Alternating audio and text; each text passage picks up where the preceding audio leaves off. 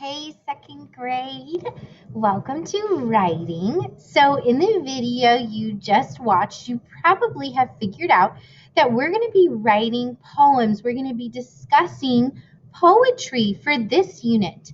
So, this unit is actually going to have less actual writing and more studying of what we're writing and being really explicit about what we put in our writing, because as you learned in your video, poetry definitely has a recipe. It has ingredients that we need to add to it to make something a poem. So poetry actually takes a lot of thinking. Our initial poem might not take a lot of thought to get down on paper, but we have to go back to our poem and really work hard to add to it and make that poem a delicious dinner, just like he was talking about.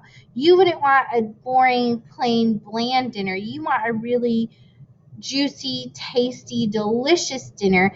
And so to give somebody a poem that's really interesting to read, has a lot of meaning behind it, actually takes a lot of thought. And so we go back to our poem a lot. And we're very intentional about adding specific things to our poem to make it interesting, to make people want to read it. So we're going to discuss today what the elements of poetry are, okay, because there's some elements of poetry that we are going to focus on in our writing, okay, and then we're going to go back and read the story that you read yesterday. I'm going to read it this time, and I'm going to point out some of those elements of poetry as I'm reading it to you, really showing you what makes the poem interesting and fun to read. So the first thing when we're talking about poetry is that poetry has a message. Just like any other story that you're reading and telling, if it doesn't have a message, there's no point in telling the story or doing the story. It's got to have a point to it. So when you're writing a poem, you still need to have a topic. You still need to have an idea that you're writing about. Next element of poetry is something called a stanza. Now, in our normal writing, we would call a stanza a paragraph or even a sentence. Okay, it's a whole chunk of an idea all together, or one part of the story all together, like a beginning, a middle, and an end. In poetry, we call that a stanza. A stanza is usually 5 lines. Those are the stanzas that we are going to be writing, 5 lines. And each line of a stanza does not have to be a complete sentence. You may have a stanza that only has 2 complete sentences in it. Some poets have an entire stanza that's only 1 complete sentence. And we will discuss that more as we're writing. But just know in your mind, a stanza is basically a paragraph in a poem. The next thing we're going to be talking about is sound pattern. So sound patterns are the things you hear in a poem that make the poem interesting. Poetry should be like a song. It should be fun to listen to. So we add some things to our poem to make it interesting, to make it like a song, to make it fun to listen to and to read. Poetry is meant to be read aloud. So one of the things, sound elements in poetry that we see is alliteration. Alliteration is repeating the same beginning sound. Big brown bear. Peter Piper picked a peck of pickled peppers. How many pickled peppers did Peter Piper pick? That is alliteration. Repeating that same beginning sound. It gives your poem a beat and a rhythm and just makes it more interesting to read. Next thing is rhyme. This is definitely something you guys have been working on since pre-K, some of you, and at least since kindergarten. So rhyme is when your words have the same ending sound. Hop, stop, drop. That's a rhyme. Anna banana, fee fi fo fana. Those are rhymes. It just makes our poem more interesting. And a lot of times poets will put the rhyme at the end of their line in a stanza.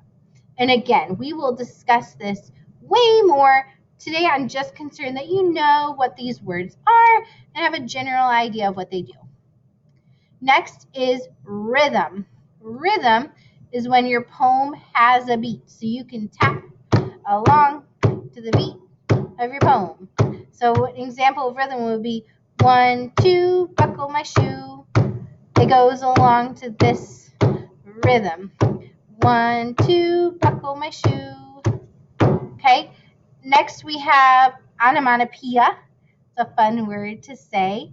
So onomatopoeia is a fancy way of saying a word that describes a sound. Crash, boom, bang, zam, zing. Those are onomatopoeia.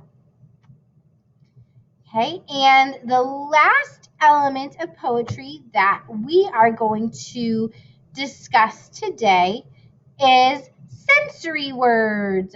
Sensory words are a fancy way of saying words that describe what things look like, sound like, smell like, taste like, feel like, your five senses.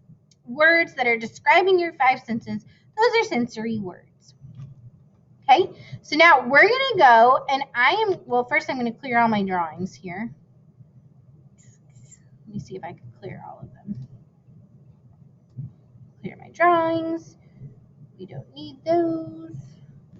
And then we're going to go back and read the same poem that you all read yesterday, only this time as we read, I'm going to point out these elements of poetry to you as we're reading. And at the end, we're going to discuss what the message of the poem was. So I'm going to be pointing out to you guys the stanzas, the sound patterns, alliteration, rhyme, rhythm, onomatopoeia, and I'm going to be pointing out sensory words to you as well.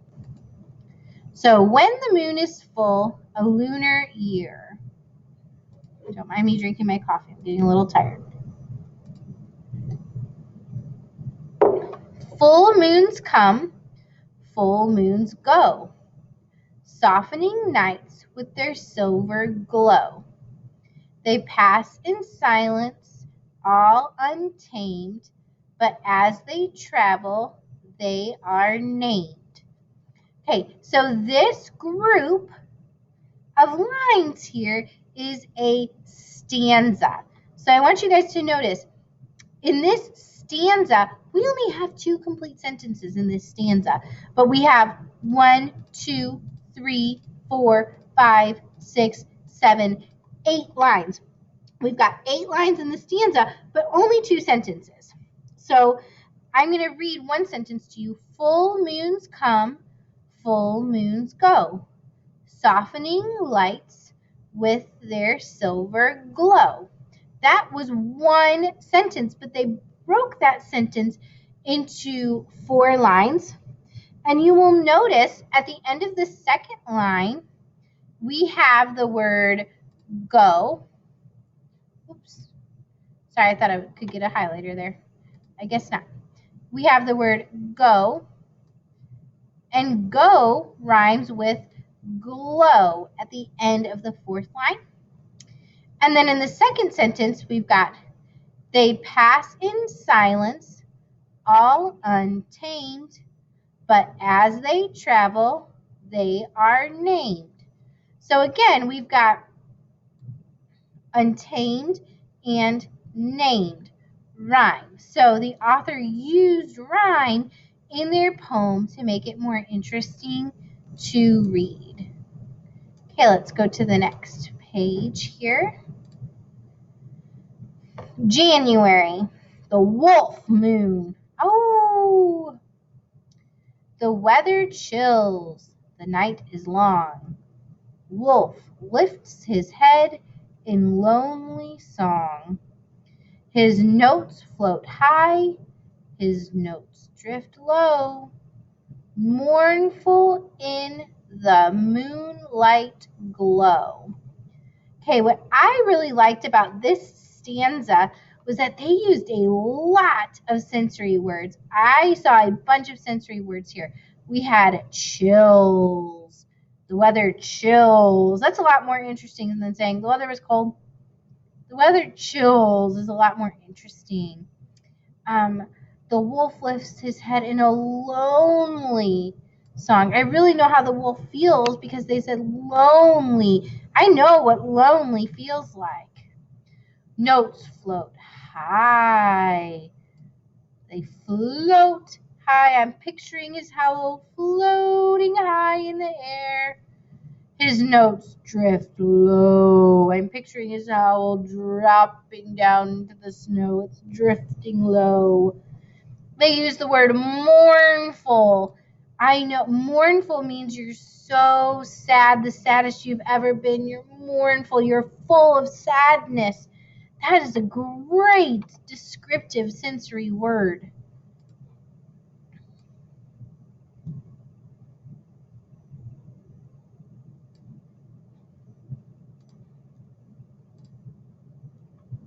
February, the snow moon. Snow falls all day into the night, snuggling the world in downy white. Old Man Moon hides his face behind a curtain of winter's lace. Okay, I heard some rhythm in that. Snow falls all day into the night, snuggling the world in downy white. Old Man Moon hides his face behind a curtain of winter's lace. I heard some rhythm there, and I also saw some rhyming here. Okay, we've got night, white, face, lace. Do you guys notice the pattern the author is doing here? Every second and fourth line in each stanza is rhyming, and every sixth and eighth line in every stanza is rhyming. They've got a pattern going in each of their stanzas, each section of their poem. They are having a pattern of rhyme here.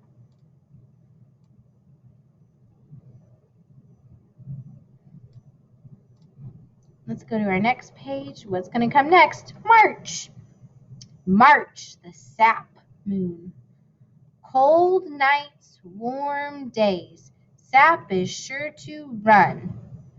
Moon looms in the branches waiting for the sun. I heard some rhythm in there again. They do a really good job of using rhythm in their poetry. Cold nights, warm days, sap is sure to run. Moon looms in the branches waiting for the sun.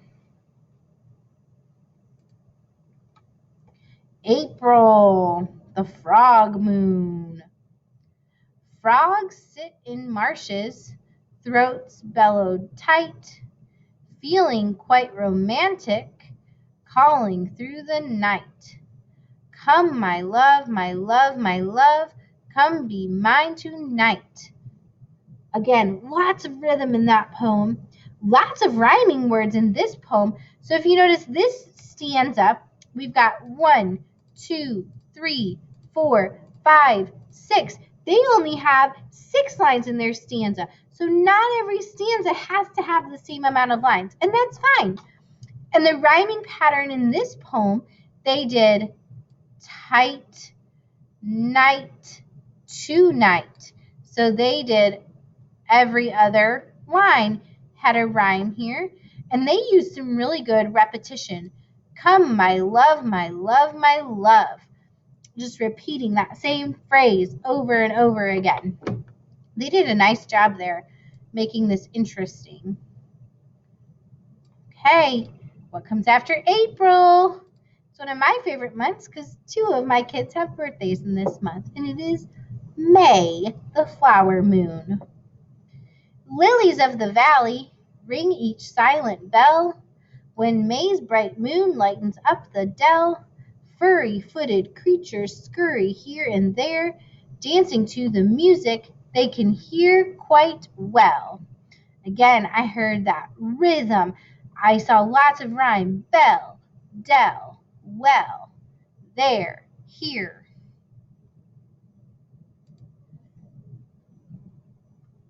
June, the strawberry moon. How many of you pick strawberries in June? I do. It's a fun tradition that we do as a family. I enjoy it. We feast all night in moon spotlight, forgetting all our foes, tramping on the berries that squish between our toes. Great sensory words in here. Great sensory words. Tramping. That's much better than saying stepping, right? They were tramping on the berries. And then they squish. I can hear that squish sound. They squish between their toes. And they did it a little bit different with their rhyme pattern in this stanza. They said night, spotlight. So those two rhymed. And then they went foes, skipped a line, toes. So just a little bit of a different rhyme pattern in this one. I liked that. Okay, let's go to our next one here. July, July. July, the buck moon. So a buck, what do you think a buck is by looking at that picture there? Young bucks. Have you guys ever heard that before? Young bucks means like a young man, young gentleman who is very good looking and handsome. He's a young buck.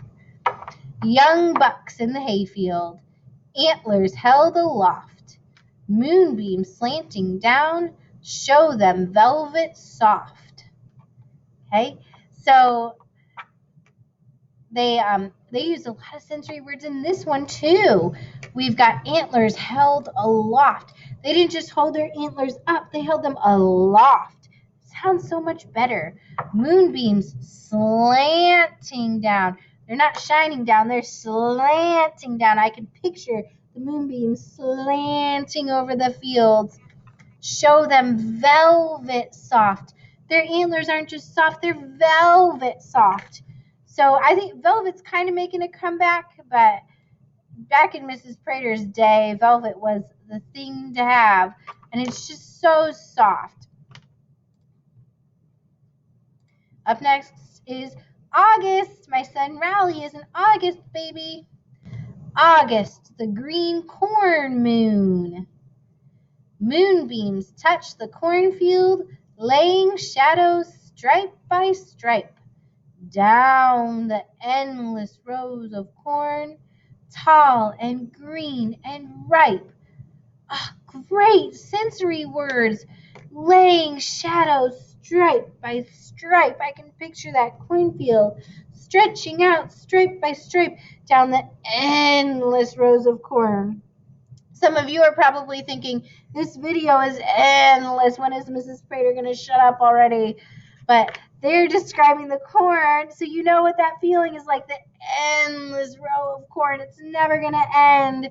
And then the corn is tall, it's green, it's ripe. I can really picture, that field of corn in my mind that's getting ready to be harvested. What's up next? September, the harvest moon. You've probably heard the harvest moon before. Squirrel rests in an ancient oak, tail wrapping round her like a cloak, looking over the moonlit field where Mother Earth's generous yield of endless acorns, nuts, and seeds is quite enough to meet all needs. This stanza used rhyme really well because their rhyme pattern gave rhythm to the poem. So they went oak, cloak, those rhymed. Field, yield, those rhymed. Seeds, needs, those rhymed as well. Let's go to our next one here. October. October, the hunter's moon. Hush, young hare, beware, take care. Danger fills the night. Pray a cloud will shade the moon, putting out its light. Great sensory words. I can really feel how that young hare, the young rabbit, is super scared. The owl swooping in after it and wants to eat it. It's like, danger, danger, it's running to find cover. Great descriptive words in this stanza. November, the beaver moon. I haven't heard that. Black and icy pond, mirrors moon so round, we're hidden in the beaver's lodge, coziness abounds. So again, great sensory words. The pond is black and icy. It mirrors the moon. It's like a mirror for the moon. And in the beaver's lounge, it's cozy. I can see the whole family cuddled up in the beaver's lounge. Okay, and there's one more month, December, the long night moon. December moon floats on cloud's crest as if to take a little rest. No one sees this, no one knows, except some sleepy-eyed old crows. This one uses rhythm really well. December moon floats on cloud's crest as if to take a little rest. No one sees this, no one knows, except some sleepy-eyed old crows. That one uses rhythm really well. Okay, that is our lesson for today. Tomorrow, when we come back, we're really going to focus on poems that use rhyme and rhythm and alliteration. We're going to find examples of those in lots of different poems, and you're going to get to practice using some of those elements of poetry as well. So I will see you all tomorrow, my cupcakes.